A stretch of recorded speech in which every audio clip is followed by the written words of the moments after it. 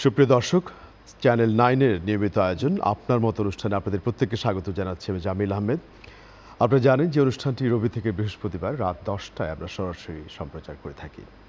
আজকের অনুষ্ঠানে আমাদের সাথে ইতিমধ্যে স্টুডিওতে এসে যোগ দিয়েছেন ঢাকা বিশ্ববিদ্যালয়ের রাষ্ট্রবিজ্ঞান বিভাগের সাবেক চেয়ারম্যান ডক্টর নুরুল আমিন ব্যাপারী।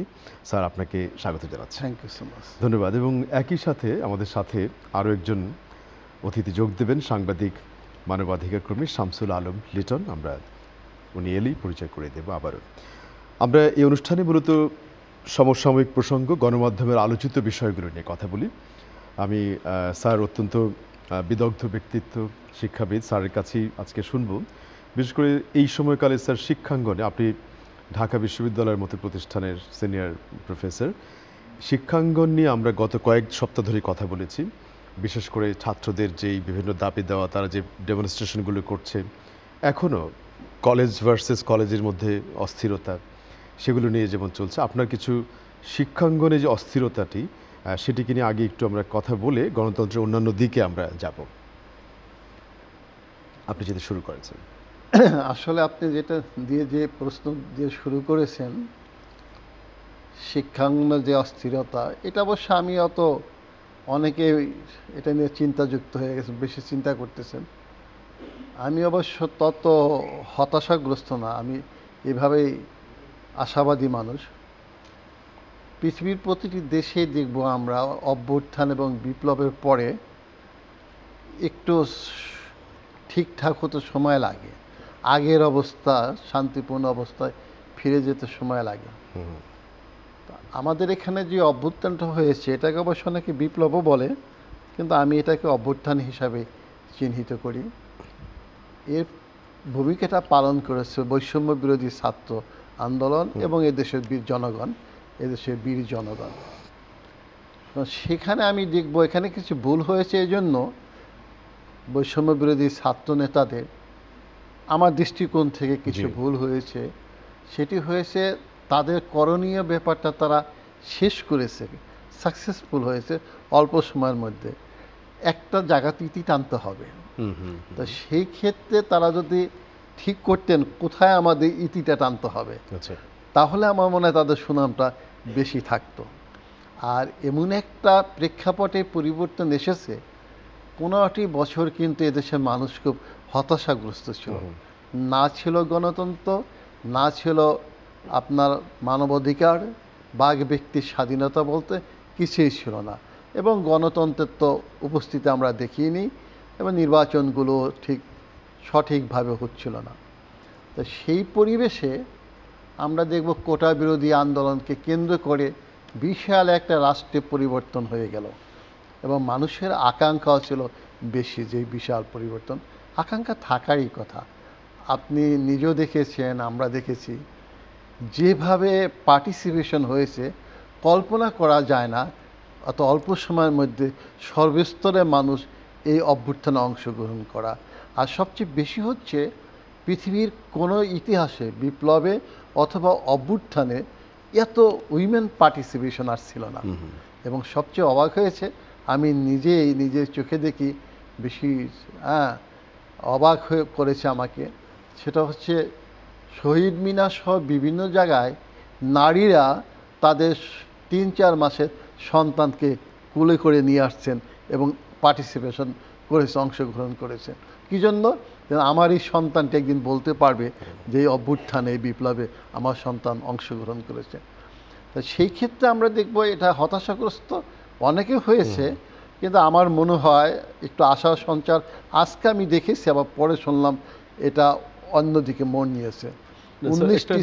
আপনি একটু সংযুক্ত করি, যেই ছাত্র যারা নেতৃত্ব দিল, আপনি একটা পর্যায়ে বলেছেন যে তাদের হয়তো সীমানা বা ইতি টানার জায়গাটি বোঝা। তার মানে তারা এই কোটা বিরোধী আন্দোলন করার পরে যে তারা নেশন বিল্ডিংয়ে এখন কাজ করছে, কিভাবে আপনি মনে হয় যে তাদের শর্ট, মিডিয়াম এবং লং টার্ম প্ল্যানটা কী হওয়া উচিত? আপনি প্রশ্নটা সুন্দর করেছেন। আসলে আমরা শ্রেণীকক্ষে ছাত্রদের পাঠদান করি, স্টেট বিল্ডিং এবং নেশন বিল্ডিং দুটো ভিন্ন জিনিস।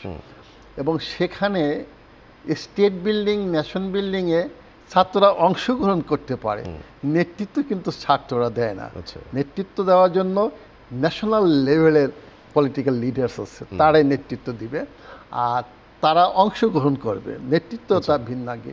কিন্তু আমার মনে হয় এখানে তারা নেতৃত্ব দেওয়ার জন্য অগ্রসর হয়েছে, দিতে পারলে ভালো, কারণ যে বয়সে তারা এখানে অগ্রসর হয়েছেন পৃথিবীর অনেক দেশে এই বয়সেও সাধারণত নেতৃত্ব প্রদান করে। তো সেই ক্ষেত্রে আমার মনে হয় যে তারা নেতৃত্ব দিতে হলে তাদের একটা যেমন কর্মসূচি প্রয়োজন হবে, কর্মসূচি হবে এবং একটা আদর্শ থাকা উচিত। হ্যাঁ, যেমন আমরা ছাত্রদের শ্রেণীকক্ষে পড়াই যে আন্দোলনগুলো সাধারণত সাকসেসফুল হয় আন্দোলন কখন, সেটা হচ্ছে আদর্শ ভিত্তিক আন্দোলন হলে। আপনি দেখবেন গণতান্ত্রিক আন্দোলনগুলো আদর্শ থাকে, গণতান্ত্রিক আদর্শ, আবার আগে যারা সমাজতান্ত্রিক আন্দোলন করতো সমাজতান্ত্রিক আদর্শ থাকে। এমনকি ইরানের বিপ্লবটা দেখবেন ইসলামিক রেভলিউশন, ইসলামিক আদর্শ। আফগানিস্তানের ন্যাটোকে তাড়িয়েছে মার্কিন যুক্তরাষ্ট্রের নেতৃত্বে 46 স্টেটস যেগুলো শক্তিশালী, তাদের তাড়িয়েছে কিন্তু আদর্শ দিয়ে। তাই এখানে কিন্তু আমি দেখব আমাদের আন্দোলনে আদর্শ ভিত্তিক হয়নি, হয়েছে দাবি দেওয়া ভিত্তিক। কোটা অনেক দিনের পুঞ্জীভূত ক্ষোভ ছিল, সেখান থেকে দাবিগুলো সামনে এসেছে এবং দাবি কেন্দ্রিক হয়েছে। তা আমি যেটা বারবার বলি, এখন আপনারা এখানে বলবো যে তারা কিছুক্ষণ আগেও বলছি যে তাদের হয়তো বা একটু আগে ইতি টানলে হতো কি তারা সম্মান নিতে পারতো, মর্যাদা নিতে পারতো, জাতীয় তাদের অন্য চোখে দেখতো। এখন যেই ব্যাপারটা 2-3 দিন যাবত ইনস্টিটিউশনগুলোতে বেশি প্রকট রূপ ধারণ করছে, এটা কিন্তু সকলকে হতাশাগ্রস্ত করেছে যে এই ছাত্ররাই কিন্তু কিছুদিন আগে সম্মিলিতভাবে তারা একটা পরিবর্তন আনছে। আজকে দেখা যাচ্ছে কলেজ কবি নজরুল ইসলাম কলেজ, সোহরাওয়ার্দী কলেজ এবং 7 কলেজ একদিকে, আবার মাহবুব আলী এক কলেজ ওখানে ভিন্ন দিকে ছাত্ররা মারামারি করতেছে। তাই এটা তো কাম্য ছিল না কারো। তাই এই জন্য যে ব্যাপারটি হয়েছে তাদেরও বোঝা উচিত যে এটা কি তাদের সাম্প্রতিককালে অর্জনটিকে কিছুটা মেলাইন করছে বলে অনেকে মনে করে, আমাদের এখানে বলেছেন আলোচনায়। হ্যাঁ, থ্যাংক ইউ সো মাচ। এখানে অবশ্য বিভিন্ন কারণ আছে, কারণ ছাড়া তো এগুলি ঘটতেছে না। এখানে কারণ আছে, একটা গ্রুপ যারা 17 বছর এদেশের সম্পদকে প্রায় লুণ্ঠনই করেছে এবং লুটেরা পুঁজির এত আবির্ভাব হয়েছিল, লুটেরা পুঁজির আধিপত্য এত শক্তিশালী ছিল যে তারা কিন্তু এই পরিবর্তনকে সহ্য করে নিতে পারতেছে না, তারা বেশি ক্ষতিগ্রস্ত হয়েছে মনে করতেছে। ফলশ্রুতিতে অনেক জায়গা থেকেই খবর আসতেছে এবং অনেকে বলতেছে যে এই ছাত্রদের অর্জনটা যেন মিলান হয়ে যায়, যার জন্য তারা হয়তোবা বিভিন্ন জায়গা থেকে বসে কারুকার্য করতেছে। যে কী কারুকার্য, যেন এই মারামারির দিকে তারা ইন্ধন যোগাচ্ছে এবং কি বিভিন্ন দিকে তারা এই কাজটা করতেছে। আরেকটা বিষয় আপনাকে বলবো, এটার সাথে এক্সটার্নাল ফ্যাক্টরও জড়িত থাকতে পারে। কারণ আমরা দেখি যেটা হয়, পুরাতন সরকার অনেকের ভাষা অনুযায়ী পতিত সরকারকে আউট অফ দ্য ওয়েতে একটা প্রতিবেশী রাষ্ট্র সমর্থন করেছিলেন এবং সেই রাষ্ট্র থিঙ্ক ট্যাঙ্কস যারা, তারা কিন্তু প্রায় মাসখানেক আগে বলছেন আমরা যে কোনোভাবেই হোক আমরা চাবো আবার যেন আওয়ামী লীগ ফিরে আসে। তাহলে অনেকের একটু চিন্তা ভাবনা শুরু হয়েছে, এই সমস্ত ইনস্টিটিউশনগুলোতে সেই অরাজকতা দেখা দিয়েছে, আবার ইসকনে যে অরাজকতা বিভিন্ন জায়গায় যেগুলো দেখা যাচ্ছে, এগুলো কিছুটা পারপাসফুল বলে মনে হচ্ছে, একের পর এক আসছে। তো এটাও কিন্তু অনেকে আবার চিন্তা ভাবনা করতেছে যে এটা উদ্দেশ্য প্রণীতমূলক এইভাবে হতে পারে, এটা নট আনলাইকলি, সম্ভাবনা আছে। তাই বিভিন্ন সমস্যাগুলো একসাথে এসেছে। কার উপরে এসেছে? এমন একজন ব্যক্তির উপরে এসেছে যিনি বিশ্বভাবে নন্দিত। হ্যাঁ, এই তার প্রমাণ হচ্ছে জাতিসংঘে গত যে অধিবেশনটি হলো, সেখানে দেখবেন এত সম্মান পেয়েছে, আমি ইউনূস সাহেবের নামটাই বলি, এত সম্মান পেয়েছে বাংলাদেশের ইতিহাসে কোনো রাষ্ট্রপতি, প্রাইম মিনিস্টার, কোনো রাষ্ট্রনায়ক কিন্তু এত সম্মান পাননি। এবং আমি ব্যক্তিগতভাবে বিশ্বাস করি, যদি আমি তার একজন ক্রিটিক যেভাবে তার সরকার যেভাবে গঠিত হয়েছে, তিনি রিজনাল দিকে যেভাবে দৃষ্টিপাত করেছেন, আমি একটু ক্রিটিক তার এই ব্যাপার।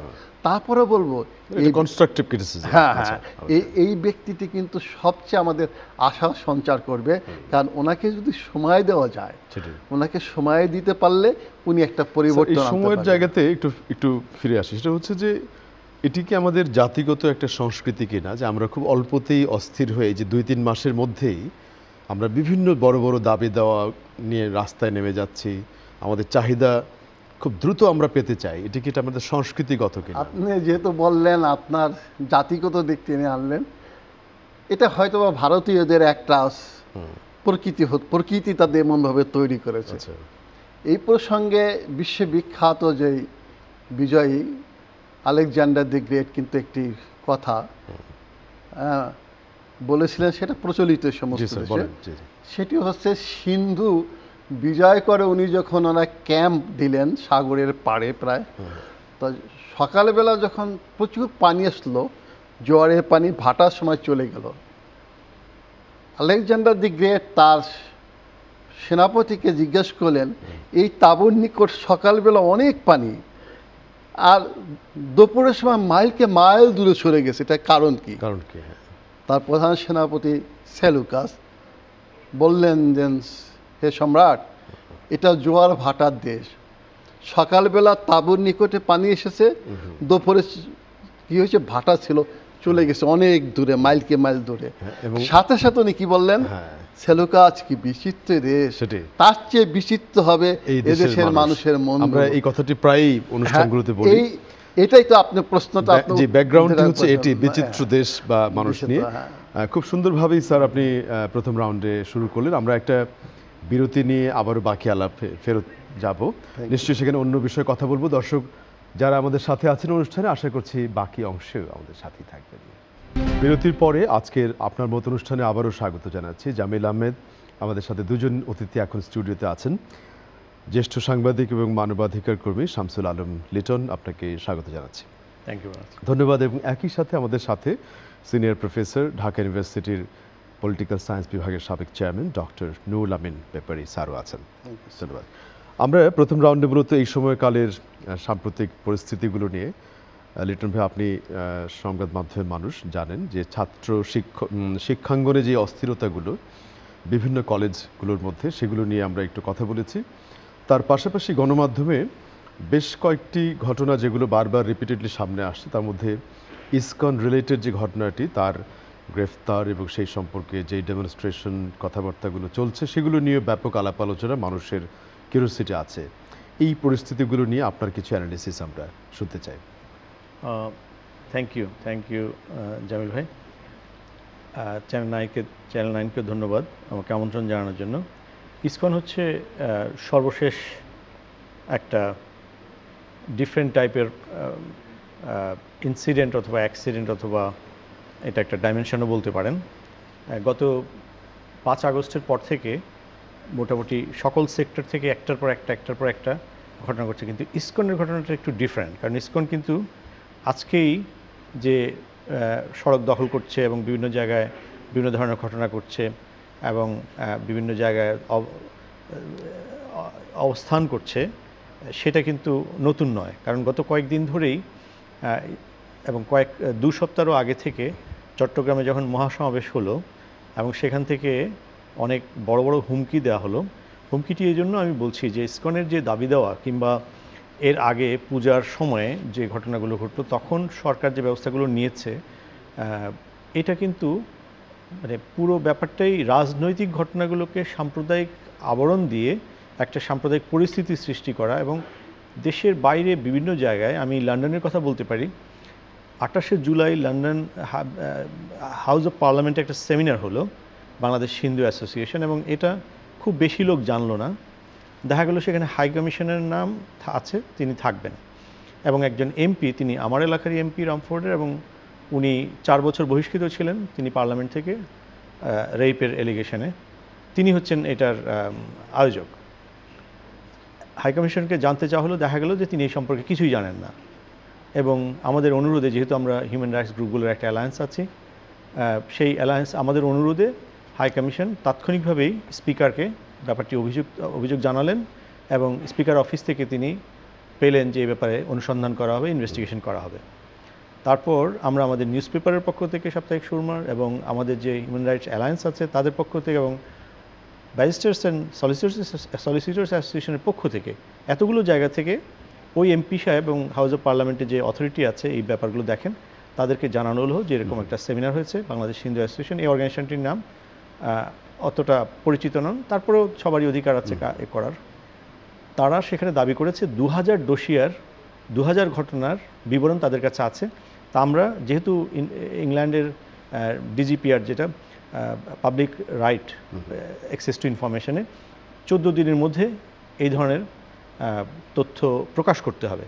আমরা সেই ডোসিয়ারটি চেয়েছি, তারা আজকে প্রায় 3 সপ্তাহেরও বেশি হয়ে গেল, প্রায় 4 সপ্তাহের কাছাকাছি, তারা কিন্তু সেই ডোসিয়ারটি দেয়নি।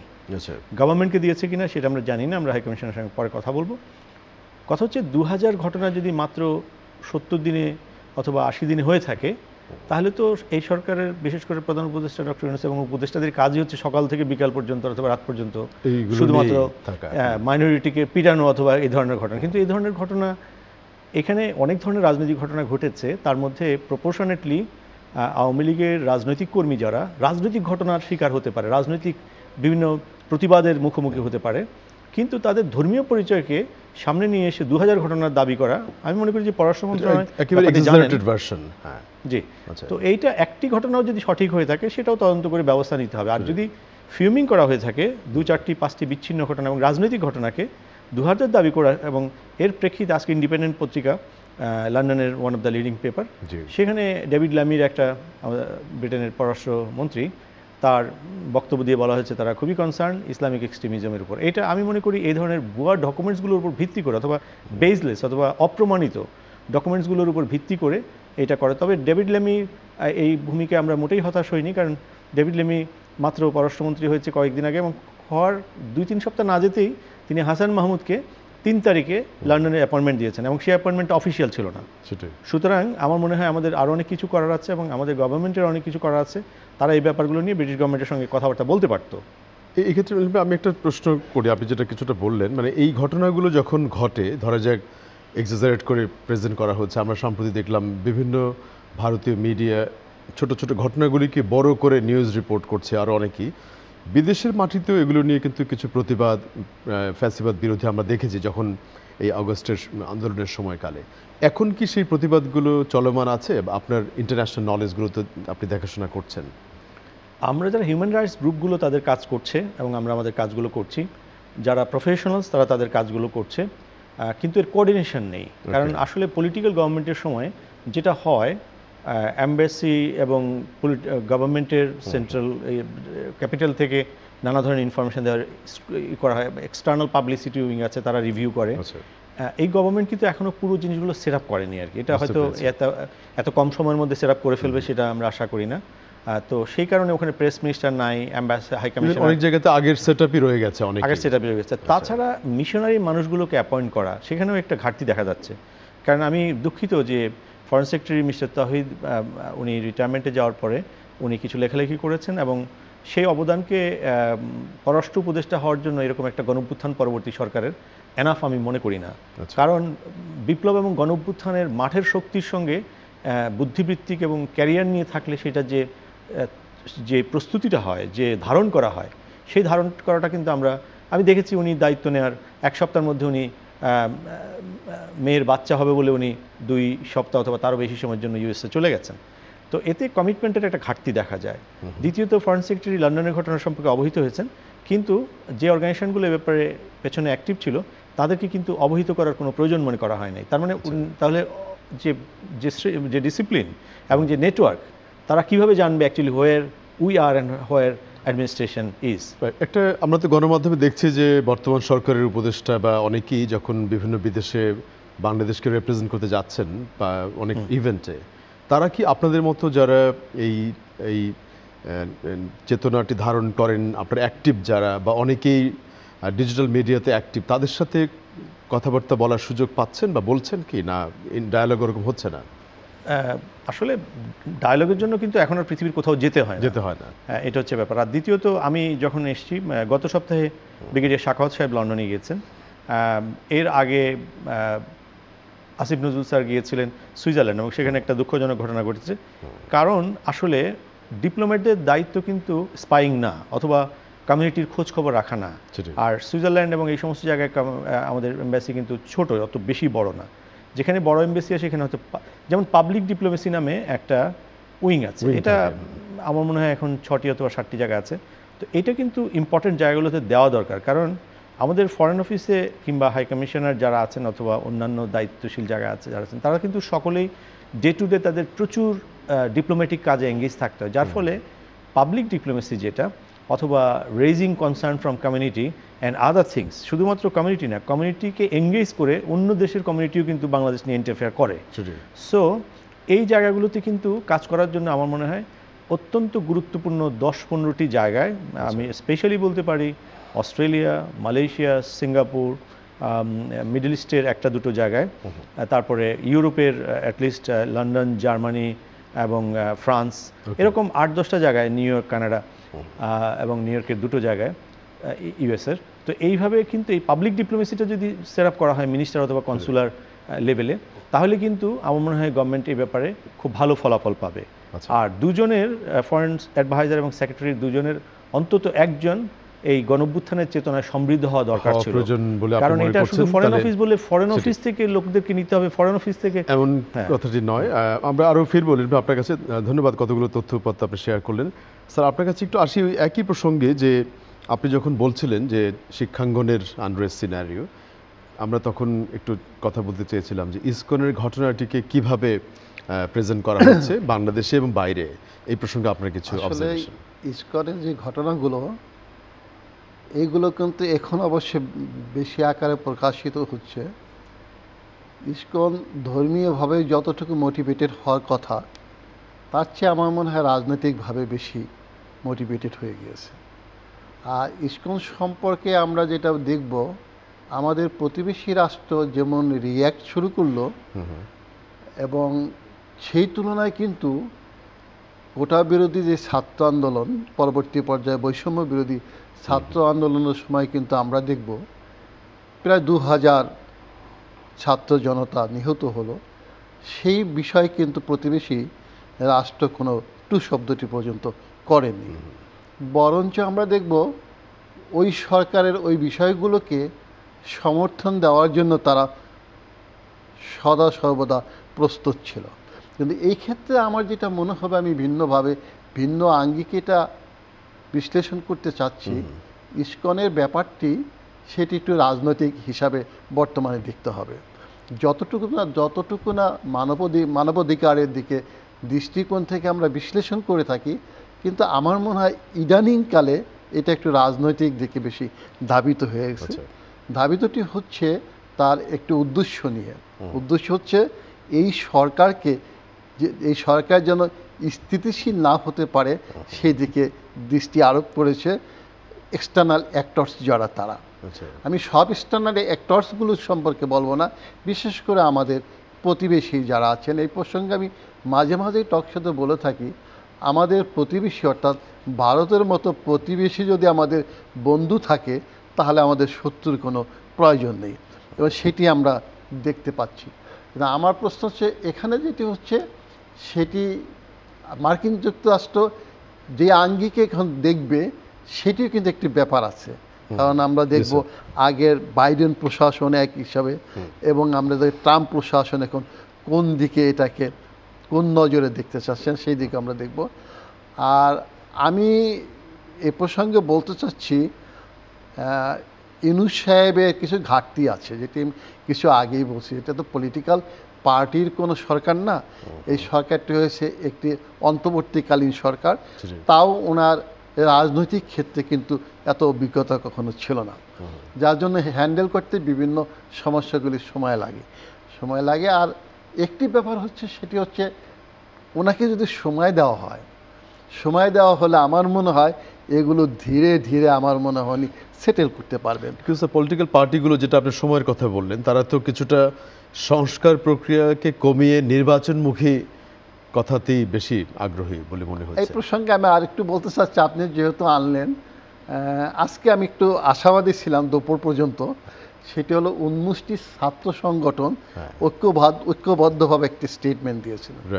আপনার এখানে এসে আমি শুনতে পেলাম বড় একটি ছাত্র সংগঠনের সেক্রেটারি নাকি এর সাথে দ্বিমত পোষণ করেছেন। কিন্তু আমার প্রশ্ন হচ্ছে, আমি সে নামটিই বলে ফেলি, এই আন্দোলনে কিন্তু বিএনপির যথেষ্ট অবদান আছে। জনাব তারেক রহমান সাহেব লন্ডন বসে তৃণমূলের সাথে যোগাযোগ করে যেভাবে অর্গানাইজ করেছেন, তার কারণ হচ্ছে বেশি রকম আঘাত তাদের উপরে এসেছিল। 15টি বছরের গুণ, খুন, হত্যা, জেলে তারা আবদ্ধ ছিল, তারাই বেশি ছিল। সেক্ষেত্রে আমরা দেখব তাদের পশ্চাদে থেকে সামনে ছিলেন বৈষম্য বিরোধী ছাত্র আন্দোলন। সবার টার্গেট ছিল একটি, গণতন্ত্র প্রতিষ্ঠার ক্ষেত্রে, মানবাধিকার প্রতিষ্ঠার ক্ষেত্রে সবাই যেন ঐক্যবদ্ধভাবে অগ্রসর হতে পারে, এবং বিগত দিনের সরকারের বিপক্ষে ছিল। কিন্তু আমার প্রশ্ন হচ্ছে এখন কেন তারা ঐক্যবদ্ধ থাকতে পারছে? সেই ছাত্রদের কোন স্টেটমেন্টের প্রতি দ্বিমত পোষণ করেছে? আমি যেটা শুনলাম এখানে এসে, তারা 19টি ছাত্র সংগঠন ঐক্যবদ্ধভাবে সিদ্ধান্ত নিয়েছিলেন যে আমরা এই যে ইনস্টিটিউশনগুলিতে অরাজকতা হচ্ছে, বিভিন্ন জায়গায় যে নৈরাজ্য সৃষ্টি হচ্ছে, এইগুলো আমরা ঐক্যবদ্ধভাবে মোকাবেলা করব। নিউজপেপার অফিসের সামনে ডেমনস্ট্রেশন দেখলাম কয়েকটিতে, প্রথম আলো এবং ডেইলি স্টারের সামনে আমি প্রকাশিত বলে দিলাম। এইগুলোকে তারা শান্তিপূর্ণভাবে সমস্যার সমাধান করবে এবং ঐক্যবদ্ধভাবে অগ্রসর হবে। কিন্তু একটি ছাত্র সংগঠন থেকে নাকি বলা হয়েছে এটার সাথে দ্বিমত পোষণ করেছে। তাদেরও দ্বিমত পোষণ করার কিছু কারণ থাকতে পারে, কারণ এরা যখন ক্ষমতায় আসার সাথে সাথে এমন কিছু স্টেটমেন্ট দিয়েছিলেন যে তাদের টার্গেট করে দিয়েছিল, তারা এই জন্য হয়তো তারা ব্যথিত হয়েছে। তা আমার মনে হয় এখনও সময় আছে, এই বিষয়গুলো যদি ঐক্যবদ্ধভাবে আন্দোলনরত শক্তিগুলো যারা গণতন্ত্রের জন্য ঐক্যবদ্ধভাবে আন্দোলন করেছে, এরা এখনও যদি ঐক্যবদ্ধভাবে তার সিদ্ধান্ত গ্রহণ করে কাজ করে, ইম্প্যাক্টটা তার বেশি হবে বলে মনে হয়। জনগণ রাইট। এই জায়গাতে লেনিন ভাই আপনার কাছে একটু আসি, বিশেষ করে আমরা প্রথম রাউন্ডে একটু আলাপও করেছি, যেই ছাত্ররা প্রায় 2000-এর মতো প্রাণ দিয়ে নতুন বাংলাদেশ উপহার দিল, সেই ছাত্ররাই এখন দেখা যাচ্ছে কলেজ ভার্সেস কলেজ সংঘর্ষ, ছোট ছোট মাইনর ইস্যুতে তারা রাস্তাঘাটে, মানে ছাত্রদের সেই যে রিপ্রেজেন্টেশন অবদানটিকে ম্লান করার জন্যই অনেকে মনে করছেন যে তাদেরকে এমনভাবে প্রজেক্ট করা হচ্ছে। এগুলোকে আমি স্পন্সর্ড মুভ মনে করি। কারণ এই দাবিগুলো সম্পর্কে আমরা অনেকেই ওয়াকিবহাল, বিশেষ করে 7 কলেজ 9 কলেজ ইত্যাদিতে, এবং দাবিগুলোর কিছু যৌক্তিকতাও আছে, অযৌক্তিক আমি বলবো না।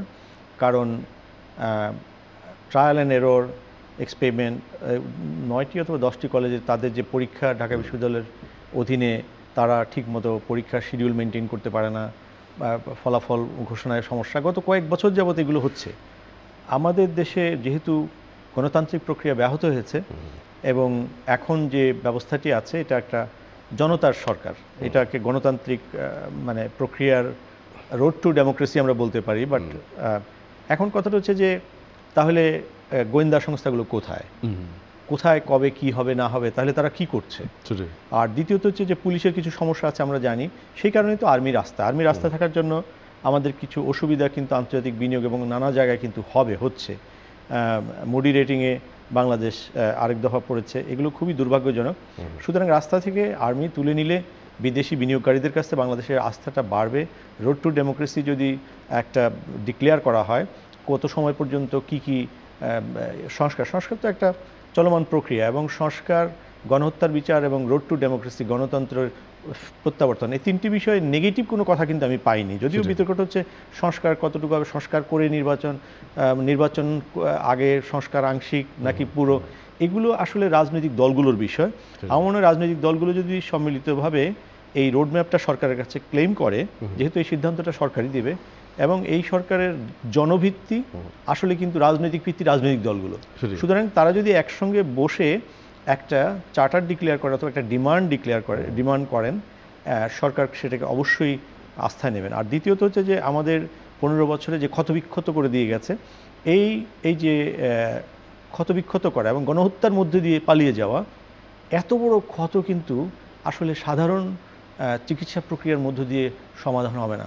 অতি দ্রুত একটা সংস্কারের চার্ট করে মিনিমাম গণতান্ত্রিক প্রতিষ্ঠানগুলো যাতে সকল মানুষ নির্ভয়ে ভোট দিতে পারে, ভোটে কালো টাকা ইত্যাদিতে, তাহলে কিন্তু গণতান্ত্রিক এবং নির্বাচিত সরকার, সংসদ, তারা মিলে সবটা না হলেও একটা বড় মাপের সম্মিলিতভাবে এগিয়ে যেতে পারবে। বাট এই চার্টারটি ডিক্লেয়ার করা দেরি করা ইজ ভেরি ডেঞ্জারাস। আপনি যেটাকে চার্টার বলছেন, আমাদের এখানে অনেকেই পথ নকশা, রোড ম্যাপ এগুলি বলেছে, কিন্তু এই সম্পর্কে কোনো স্পেসিফিক তেমন কোনো অ্যানাউন্সমেন্ট বা কোনো রেসপন্স কিন্তু পাবলিকলি আসেনি এখন পর্যন্ত। দেখুন, আপনি বিচ্ছিন্নভাবে যখন একটা কথা বলেন তখন সেটা যত ইম্পর্টেন্টই হোক না কেন তার কোনো মূল্য থাকে না। এটা একটা জাতীয় সংকট। বিভিন্ন দল তার বড় বড় মঞ্চ, ছোট ছোট মঞ্চ থেকে বলে যাচ্ছেন এটা করেন, এটা করেন, এটা করেন। কেন আপনি একসঙ্গে কথা বলবেন না? সেটাই কথাটা মানে এক কথা হতে হবে এমন কোনো কথা না, কিন্তু বিএনপির নেতৃত্বে 41 দল আর হচ্ছে যে জামাত ইসলাম এবং ইসলামী দলগুলোর বিভিন্ন জোট আছে, তারা যদি নিজেদের মধ্যে আলাপ আলোচনা করে একটা, আর কমন বলতে একসঙ্গে করতে হবে কোনো, স্বৈরাচার বিরোধী আন্দোলনে 8 দল 7 দল 5 দল ছিল, তারা তো আলাদা আলাদা করেও সেম একটা ডিমান্ড দিতে পারে। সেম ডিমান্ডটা কি, মানে আপনি যদি ডেমোক্রেসিতে ফেরত যেতে চান তাহলে আপনাকে কিন্তু একটা সময়সীমা চাইতে হবে। এর মানে এটা না যে আপনি সরকারকে বলে দিচ্ছেন আপনি 6 মাসের মধ্যে দিয়ে দেন, 12 মাসের মধ্যে দিয়ে দেন, 18 মাসে। ডক্টর ইউনূস এবং তার উপদেষ্টা পরিষদ নিয়ে আপনারা যেমন কথা বলছেন এক গলায়, তাহলে এই চার্টার চাওয়ার ব্যাপারে আপনারা একসঙ্গে স্টেটমেন্ট দিতে পারছেন না কেন? আগামীকালকে স্টেটমেন্ট দেওয়া হোক, আমার বিশ্বাস 7 দিনের মধ্যে স্যার একটা রূপরেখা ঘোষণা করবে। আদারওয়াইজ অনেকেই বলেছেন যে তারা তাদের পলিটিক্যাল পার্টি ডায়ালগগুলোতে এগুলো বলেছেন, তারা রেজ করেছেন। আমি দুঃখিত, আমি খবর নিয়েছি, আমি লন্ডন থেকে খবর নিয়েছি, দুটোই সংলাপে তারা প্রথম সংলাপটা ছিল 15ই আগস্টকে কেন্দ্র করে, দ্বিতীয় সংলাপ ছিল পূজাকে কেন্দ্র করে। এবং আমি মনে করি এটা তাদের সময়ের, রাজনৈতিক দলগুলোর সময়ের এবং ডক্টর ইউনূস স্যারের যে অ্যাডভাইজারি পরিষদে বিশেষ করে ওনার সঙ্গে যারা ছিলেন তাদের মূল্যবান সময়ের অনেক অপচয় হয়েছে। বরং প্রথম সভাতেই একটা এজেন্ডা ফিক্স করা হয়েছিল, এজেন্ডা ফর দিস গভর্নমেন্ট। হ্যাঁ, এবং সে অনুসারে ইতিমধ্যে হোমওয়ার্ক করে কিন্তু তারা 100 দিনের মধ্যে একটা রোডম্যাপ ডিক্লেয়ার করে দিতে পারতেন। আপনার সাথে একমত লিটন ভাই। আমরা আবারও ফিরে আসছি বিরতির পরে, এবং দর্শক যারা আমাদের সাথে আছেন আশা করছি অনুষ্ঠানের বাকি অংশ থাকবেন। আজকের আপনার মত অনুষ্ঠানে আপনাদের প্রত্যেককে আবারও স্বাগত জানাচ্ছি। আমাদের সাথে দুজন অতিথি এই মুহূর্তে স্টুডিওতে আছেন, প্রফেসর ডক্টর নুরুল আমিন ব্যাপারী এবং সাংবাদিক শামসুল আলম লিটন। আমরা যে আলোচনায় ছিলাম স্যার, মূলত কিছুটা আগামী দিনের চ্যালেঞ্জ বাস্তবতা নিয়ে কথা বলতে চাই। যে আপনি কিছুক্ষণ আগে বর্তমান সরকারের কিছু রিয়ালিটিগুলো নিয়ে কথা বলেছেন, কিছুটা লিটন ভাই বলেছেন অ্যাডভাইজারি প্যানেল সম্পর্কে। আপনার কি মনে হয় স্যার, এই মুহূর্তে যে টাইমটা আমরা পার করেছি 100 দিন প্লাস আরও কিছুদিন গেল, সামনের দিনের শর্ট মিডিয়াম চ্যালেঞ্জগুলো কি হতে পারে? সময় সম্পর্কে আপনি যে প্রশ্নটি করলেন, আমার এখানে মাঝে মানে পুরো ভিন্ন মত আমার আছে। আমার প্রশ্ন হচ্ছে, সময়টা কিন্তু বিভিন্ন প্রেক্ষাপটে বিভিন্নভাবে আমরা বিশ্লেষণ এইভাবে করি, ব্যক্তি জীবনে 2, 3, 4, 5 বছর যথেষ্ট সময়, কিন্তু একটি ইনস্টিটিউশনের প্রেক্ষাপটে কিন্তু সময় না। একটা জাতীয় জীবনে কিন্তু 5-10 বছর একটা সময় না। আর institution is like a tree, the more a tree live, the more it will be stronger. আমি একটি গাছ যদি আজকে লাগাই, তাকে সময় দিলে দেখব 5-10 বছর পরে এত বড় হবে, তার শিকড়গুলো মাটিতে গ্রথিত হয়ে যাবে, টান দিয়ে কিন্তু তুলে যাওয়া হবে না। আর এখন লাগাই যদি এখনই টান দেই, তুলে ফেলতে পারবো। তো সেই ক্ষেত্রে আমার মনে হয় ইনস্টিটিউশনের ক্ষেত্রে সময়টা দিতে হবে, কারণ সময় না দিলে ইনস্টিটিউশন গড়ে উঠবে না। আর এখানে আমরা যেহেতু গণতন্ত্রের কথা বলতেছি, আমি দেখি ম্যাক্সিমাম ক্ষেত্রে কিন্তু এই বিষয়টি আলোচনা করা হয় না। সেটি হচ্ছে গণতন্ত্রের কিন্তু আসলে ভিত্তিমূল হচ্ছে পলিটিক্যাল ইকোনমি। আমার গণতান্ত্রিক পলিটিক্যাল ইকোনমিটা এখানে আছে কিনা। দেখেন, জিয়াউর রহমানের সময় কিন্তু একটা পদ্ধতি আবিষ্কার করেছিলেন। শেখ সাহেবের সময় তো আমরা দেখব বাকশাল থেকে এলোমেলো ভাব এবং আধা সমাজতন্ত্র আধা গণতান্ত্রিক ভাব।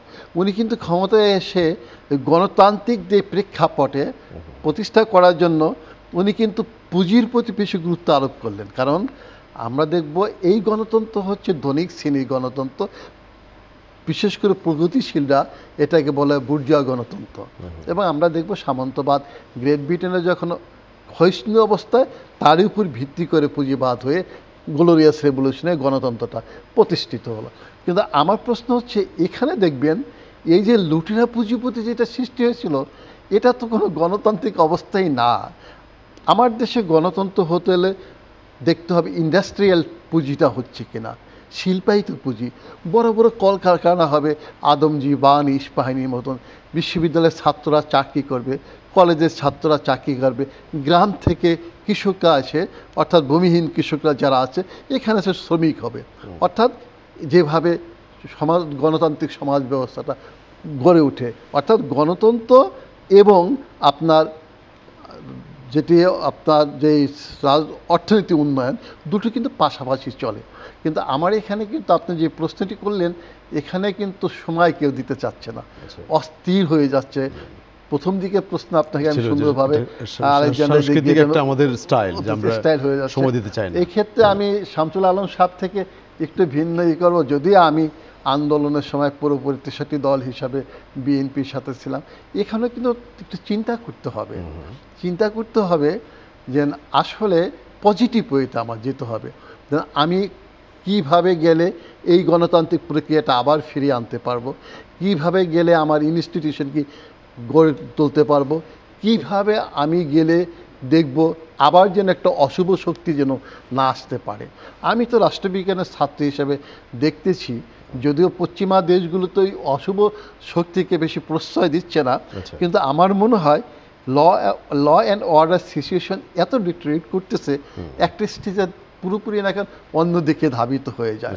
অত উপায়ন্ত না দেখে দেশের স্বাধীনতা সার্বভৌমত্বের দিকে তাকিয়ে অন্য কিছু তো ঘটে যেতে পারে। তো সেই ক্ষেত্রে কিন্তু আমাদের পলিটিশিয়ানদের চিন্তা করতে হবে যেন আমি কতটুকু সময় দিব, কতটুকু সহিষ্ণু হব, এইভাবে অগ্রসর করতে হবে। আরেকটা হচ্ছে 31টি যে দফা তারেক রহমান সাহেবের নেতৃত্বে অর্থাৎ বিএনপির নেতৃত্বে যেটা দেওয়া হয়েছে, ওখানে আমি দেখব বিশেষ করে আরেকটু বেশি গুরুত্ব দিতে হবে একটি পলিটিক্যাল পার্টির মধ্যে আপনার সমালোচনা, আত্মসমালোচনা থাকতে হবে। বায়ু ব্যতীত যেমন মানুষ বাঁচতে পারে না, একটা পার্টি কখনো সমালোচনা, আত্মসমালোচনা ব্যতীত বিকশিত হতে পারে না। সেই ক্ষেত্রে এই ধরনের পজিটিভ দৃষ্টিভঙ্গি নিয়ে কিন্তু অগ্রসর হতে হবে রাজনৈতিক দলগুলো, এবং বিশেষ করে অগ্রণী ভূমিকা পালন করতে হবে এই মুহূর্তে বিএনপি। রাজনীতির ভিতরে গুণগত পরিবর্তন, ইন্টারনাল ডেমোক্রেসি, এগুলো পরিমাণের চেয়ে আমার মনে হয় গুণগত পরিবর্তন বেশি নিয়ে আসা দরকার।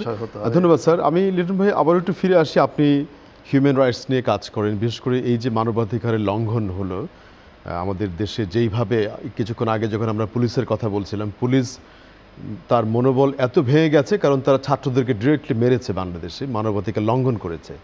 ইন্টারন্যাশনালি এটাকে কিভাবে দেখা হচ্ছে যে এত বড় লঙ্ঘন যে হলো, আপনার দৃষ্টিতে কিভাবে আসে এটি?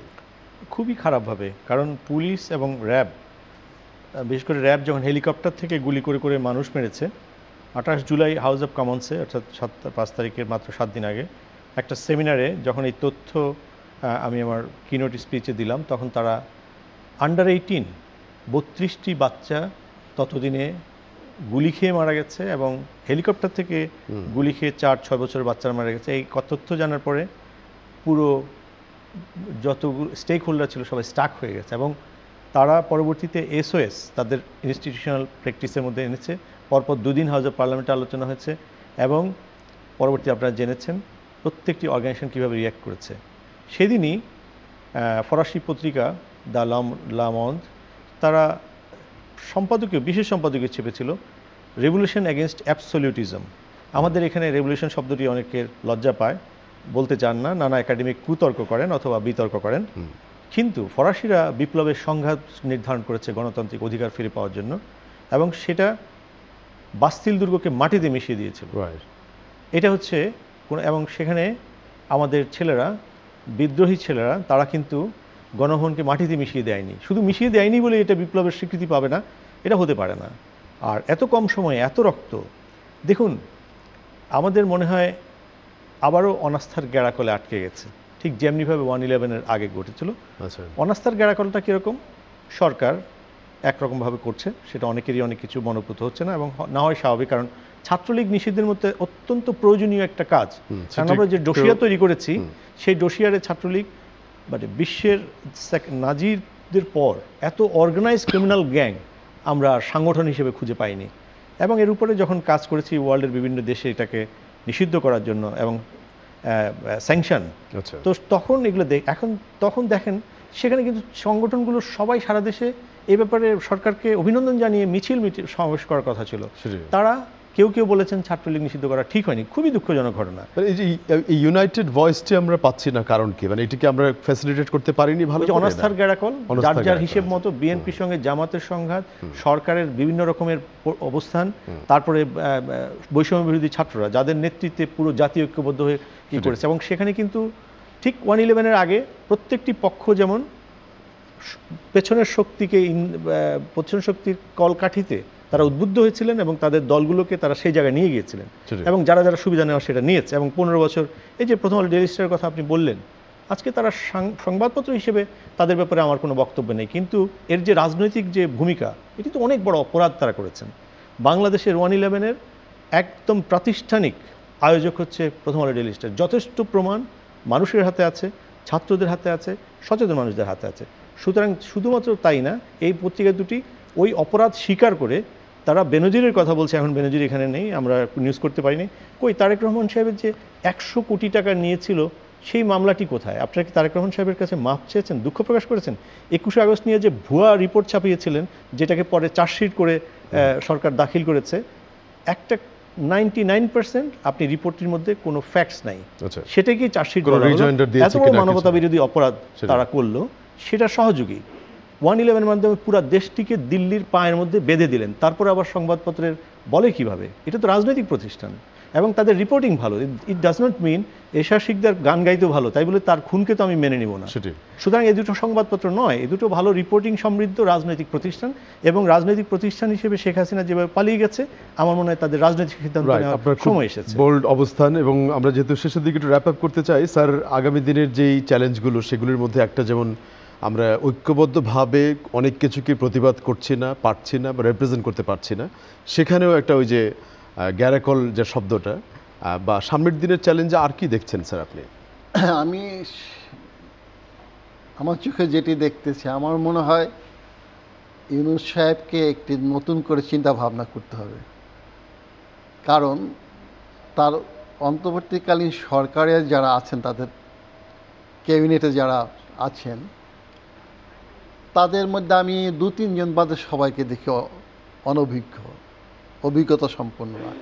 এই ক্ষেত্রে তাদের অভিজ্ঞতা অন্য সেক্টরে আছে। হ্যাঁ, সেটা এনজিও সেক্টরে বেশি আছে ওখানে। আর উনি নিয়েছেন বিশেষ করে ওনার রিজনাল দৃষ্টিকোণ থেকে, যেটা চট্টগ্রামের ওই দিক থেকে বেশি এসেছে। ইভেন 2-3 দিন আগে যেটা হলো আমাদের প্রধান নির্বাচন কমিশনার সোহান্নরা, সেটাও দেখবো একটা ওই আঙ্গিকে এসেছে। তবে যোগ্য লোক থাকলে একটা বিভাগ থেকে আসতে পারে, সেটা আমি বলবো। কিন্তু আমার প্রশ্ন হচ্ছে, এটা কি তো নতুন করে চিন্তা করতে হবে এজন্য যাদের অভিজ্ঞতা আছে, যারা এই ক্রাইসিসগুলোকে, এই চ্যালেঞ্জগুলোকে হ্যান্ডেল করতে পারবে, তাদেরকে নিয়ে যেন অন্তর্বর্তীকালীন সরকারটাকে নতুন করে সাজানো হয়। এবং যারা আছে তাদের আমার মনে হয় অধিকাংশদের বিদায় দেওয়া উচিত। বিদায় দিয়ে, যদিও গভর্নমেন্ট অফিশিয়ালি বলেছে 4 থেকে 5 জনের এনজিও ব্যাকগ্রাউন্ড, অন্যদের নেই। অন্যরা যারা আছে তাদের তো কিছুই নেই, গ্রামীণ কিছু আছে, ওটাও তো আপনার এনজিও টাইপেরই। এখন যে স্যার কিছু নতুন উপদেষ্টা অ্যাড করা হচ্ছে, তাতে কি ক্যাপাসিটি বিল্ড হবে বলে মনে হয়? আমি তো দেখি ওই সমস্যা সমাধানের যে সমস্যায় বেশি বাড়তেছে।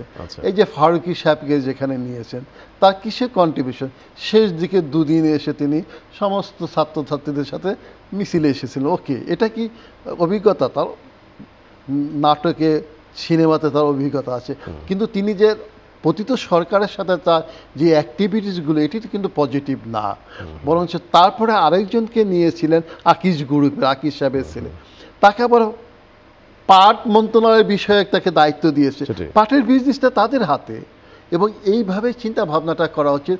আমার মনে হয় এই ক্ষেত্রে ওই রাজনৈতিক নেতাদের কিছু ওই উইজডমগুলো কাজে লাগানো উচিত, তাদের সাথে যোগাযোগ করে তাদের মনে এখানে ইনক্লুড করা উচিত। লিটন ভাই, ক্লোজিং রিমার্কস আপনার কাছ থেকে আগামী দিনের চ্যালেঞ্জ নিয়ে। Thank you. অনাস্থা দিয়ে, রাজনৈতিক যে শক্তিগুলোর অনাস্থা দিয়ে, আর যাই হোক, সুষ্ঠু গণতান্ত্রিক যে প্রক্রিয়া এবং রোড টু ডেমোক্রেসি অর্জন করা ডিফিকাল্ট না, অসম্ভব। সুতরাং রাজনৈতিক দলগুলোর আলাপ আলোচনার সংস্কৃতি ফিরিয়ে আনতে হবে। ফিরিয়ে কখনো ছিল বলে আমি খুব একটা দেখি না। এরশাদ বিরোধী আন্দোলনের সময় জোট করে তারা প্যারালাল কিছু মুভমেন্ট করতেন এবং কখনো কখনো যা এই কাজটি করতেন, সেই কাজটি ফিরিয়ে, ওটুকু সেখানে যেটুকু ছিল সেটাও যদি ফিরে আসে, আমার মনে হয় ডক্টর ইউনূস সরকারের জন্য অনেক উপকার হবে, জনগণের উপকার হবে, এবং দেশ এই প্রতিবেশী দেশের যে থাবা এবং আমাদেরকে যারা বিভিন্ন দেশের পায়ে বেঁধে ফেলতে চায় অথবা আমাদেরকে যারা বিভিন্নভাবে আমাদের প্রক্রিয়াকে নিয়ে খেলতে চায়, খেলা যদি হবে গণতন্ত্রের খেলা হবে, ডিবেট হবে, সবাই নয়েজ ক্রিয়েট করবে এবং কনসেনসাস ভিত্তিতে গণতান্ত্রিক প্রক্রিয়ার মধ্যে দিয়ে চলবে, সংস্কারও চলবে। এটাই হচ্ছে একমাত্র ব্যাপার। এবং এর মাঝখানে কিছু ভালো ভালো পলিটিশিয়ানকে নিয়ে, মোটামুটি ইউনূস স্যার হয়তো ভালো করেই জানেন, তাদেরকে নিয়ে এই গভর্নমেন্টটাকে ন্যাশনাল গভর্নমেন্টের শেপ দিয়ে রোড ম্যাপ ডিক্লেয়ার করে দিক, অন্তত বেশিরভাগ সমস্যা আপনি দেখবেন যে ঠান্ডা হয়ে যাবে, সামনে মানুষ ডেমোক্রেসির জন্য কাজ করবে। আর যারা গণহত্যা করেছে, এর আগে শেখ হাসিনা পালায়নি, ক্ষমতা ছাড়েনি, তার সামনে ফাঁসির দড়ি ছিল, ছড়ার পরে তার বিচার হবে এবং তিনি ফাঁসিতে ঝুলবেন। এখন তো উনি জাজ্জল্যমান, সারা পৃথিবীর সামনে হাজার হাজার খুন করেছেন, হাসপাতালে কাতরাচ্ছে হাজার হাজার মানুষ। সুতরাং এই অনৈক্যের কাছে মানুষ কিন্তু পরাজিত হবে না, মানুষ কিন্তু যে কোনো সময় ইউনাইটেড হয়ে কিন্তু আবার রাজনীতিকদেরকে কিন্তু তাদের ঘুম ভাঙাতে পারে। সো টাইম থাকতে তাদের অ্যাওয়ার্ড হওয়া দরকার, এবং টাইম ইজ ভেরি লিমিটেড, কারণ আমাদেরকে গণতন্ত্রের পথযাত্রায় ফিরে যেতেই হবে। স্যার, লাস্ট মিনিট, আগামী দিনের ঐক্য নিয়ে, যে ঐক্যবদ্ধভাবেই এইটি মোকাবেলা করে একটা ভালো দেশ। ঐক্যের তো কোনো বিকল্প কিছু নেই, কারণ আপনি যত ঐক্যবদ্ধভাবে থাকবেন তত শক্তিশালী হবে। তা আমার মনে হয়, আমি এক কথায় শেষ করতে চাচ্ছি, এই সমস্যাটা যেটা আপাতত দেখা যাচ্ছে, ঐক্যবদ্ধভাবেই ওই সমমনা শক্তি, আন্দোলনে গণতন্ত্র ফিরিয়ে আনার অথবা প্রতিষ্ঠা করা সমমনা শক্তিগুলো ঐক্যবদ্ধ করাটাই বড় চ্যালেঞ্জ। ধন্যবাদ জানাবো আজকের দুজন অতিথিকে এবং যারা আমাদের সাথে এতক্ষণ ছিলেন। দর্শক, আপনাদেরকে আগামীতে আমরা অন্য কোনো বিষয়ে আবারও কথা বলবো। আমরা এই অনুষ্ঠানটি প্রতি রবি থেকে বৃহস্পতিবার রাত 10টায় সরাসরি সম্প্রচার করছি। আজকে এ পর্যন্তই, শুভেচ্ছা জানিয়ে সবাইকে শেষ করছি।